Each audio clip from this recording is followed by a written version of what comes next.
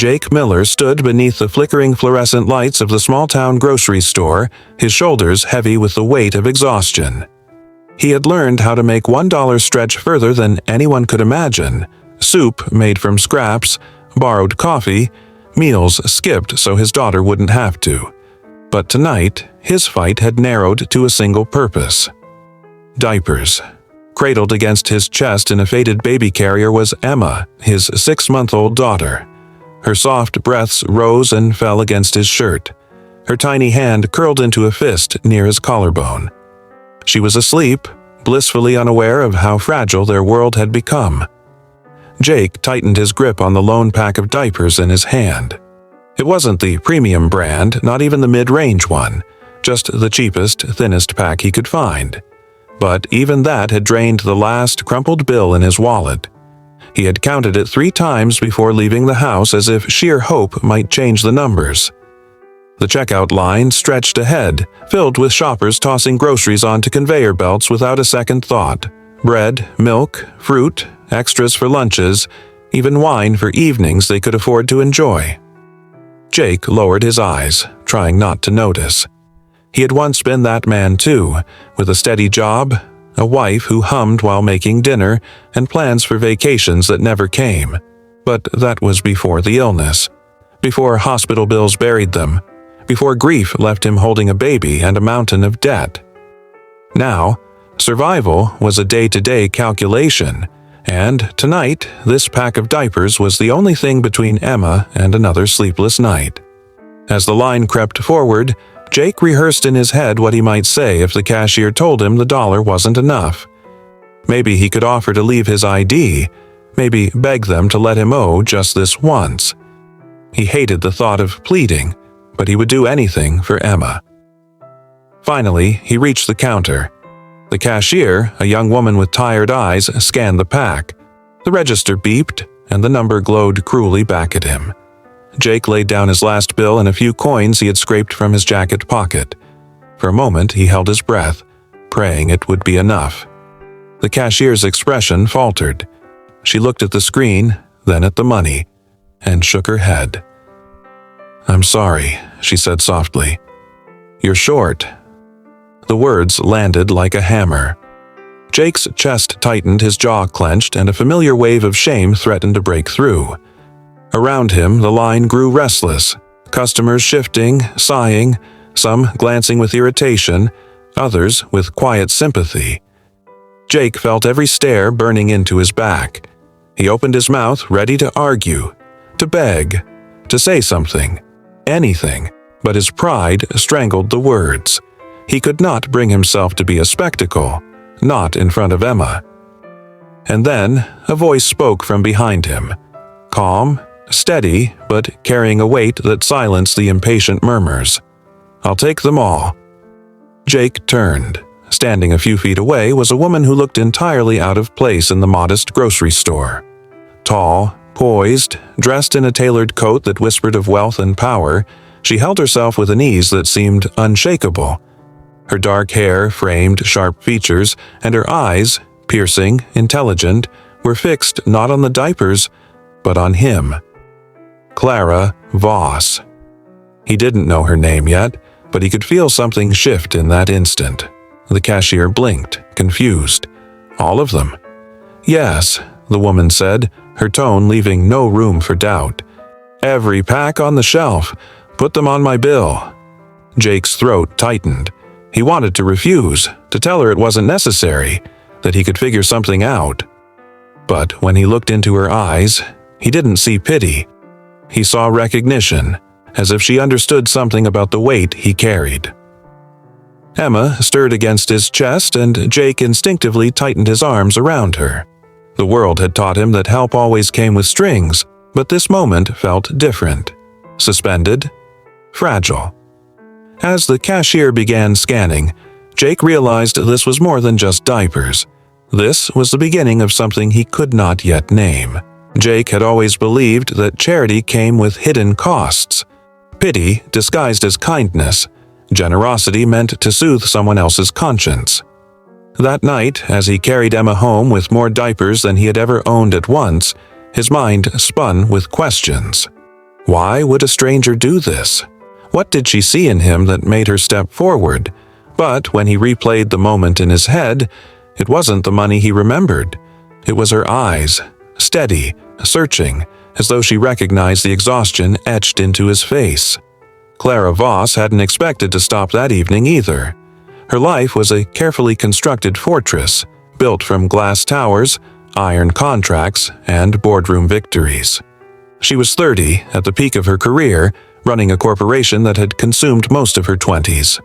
People spoke her name with fear or admiration, but rarely with warmth. She had built an empire, yet her nights were filled with silence. No laughter, no family, no one waiting when she returned home. That night in the grocery store, when she saw Jake's trembling hand push forward his last dollar, something broke through her armor. It wasn't pity, it was memory. She remembered being a child, watching her own father struggle against bills he could never tame. She remembered her mother's tears hidden in the kitchen, the way silence became heavier than words. Clara had sworn she would never be powerless again. And yet, in Jake's silence, she recognized the same fight her family once lost. The next morning, Jake found her waiting outside the small diner where he picked up shifts washing dishes. She was leaning against a sleek black car, her presence commanding even under the soft glow of morning light. Jake froze, Emma strapped against his chest once more, blinking in disbelief. "I thought maybe I owed you an explanation," Clara said gently, her voice stripped of the steel it carried in boardrooms. "About last night." Jake shifted uncomfortably, instinctively protective. "You don't owe me anything." Clara studied him. He was worn down, clothes faded, hands rough from odd jobs, but his eyes burned with something fierce. Love. The kind of love that would strip a man of everything but still push him forward. "I wasn't trying to embarrass you," she continued. "I just couldn't walk away." He wanted to argue, to dismiss her, but Emma stirred, opening her wide, innocent eyes. Clara's gaze softened immediately. She crouched slightly, careful not to intrude, and for the first time in years, she smiled without rehearsing it. "She's beautiful," Clara whispered. Jake's defenses cracked just a little. Few people looked at Emma without judgment, without reminding him of what he lacked. But Clara's eyes held only admiration, maybe even longing. Over the next few days, their paths crossed again. Clara began stopping by the diner, not with flashy gestures but with quiet consistency, ordering coffee, leaving generous tips that Jake tried to return but she refused. She asked questions not about his failures but about Emma, how old she was, if she slept through the night, what made her laugh. One evening, when Jake's shift ended, he stepped outside to find rain pouring down. His jacket was thin, barely shielding Emma. Clara was there again, waiting in her car. Without hesitation, she offered them a ride. Inside the warmth of leather seats, Emma cooed for the first time that day, and Clara turned, her eyes lighting up at the sound. "She likes the rain," Jake murmured, surprised to find himself smiling. As the city lights blurred past, an unspoken understanding filled the car. Two people from opposite worlds, bound by circumstances neither had planned. Clara felt the emptiness in her chest stir with something unfamiliar, and Jake, though wary, felt the first flicker of trust in a long time. When she dropped them off, Jake hesitated before speaking. "Why are you doing this?" His voice was quiet, almost accusing. Clara met his gaze.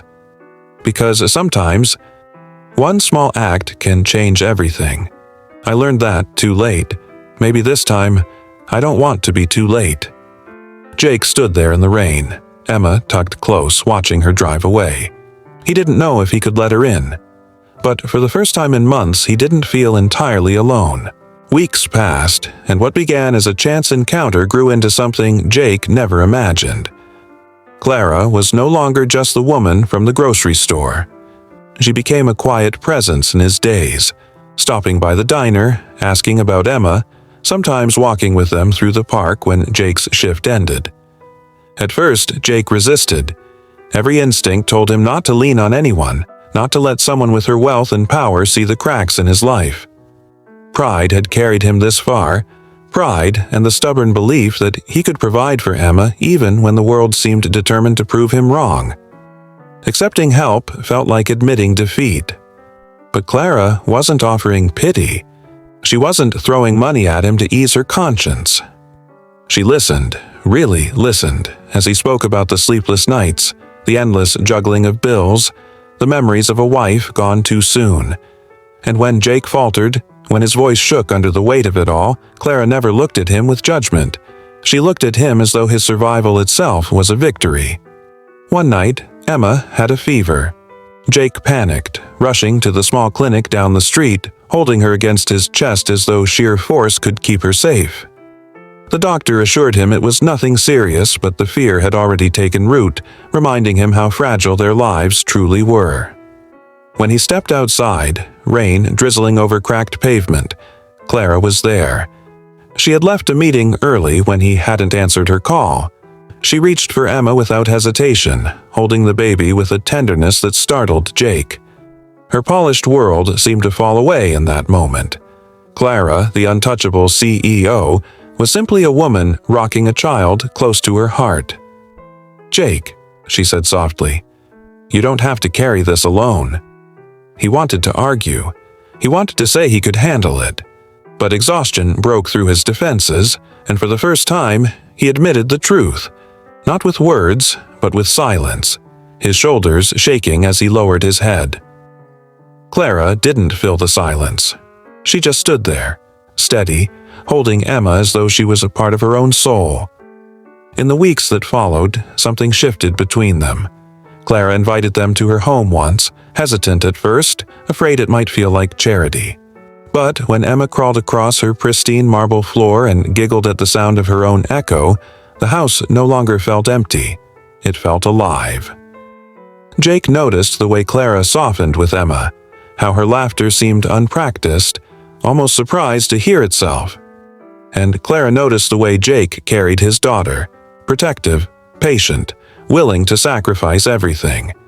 She saw in him what no boardroom victory had ever given her, the kind of strength that came not from wealth, but from love. One evening, as the sun bled orange over the horizon, Jake found himself standing on Clara's balcony, Emma asleep inside. He turned to her, struggling to put his thoughts into words. "You could be anywhere," he said quietly. "With anyone." "Why us?" Clara stepped closer, her expression unguarded. "Because I've spent my life surrounded by people who want what I have, but none of them ever gave me what I needed. Then I met you. You don't see me as a CEO or as someone with money. You see me. And Emma, she reminds me what it feels like to belong."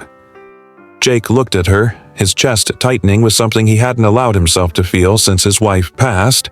Hope? They didn't speak of love yet. The word felt too fragile, too soon. But as Clara reached for his hand, and as Emma stirred softly in the next room, it was clear that their lives had already begun to weave together. It had started with Diapers, a single moment of compassion at a grocery store. But it became something larger, a family neither of them had expected, built not on wealth or pride, but on courage. The courage to care, to stay, to believe that healing was possible. For Jake, it was a chance to breathe again. For Clara, it was the home she had never known. And for Emma, it was the love of two people who had found in each other the missing pieces of their broken hearts.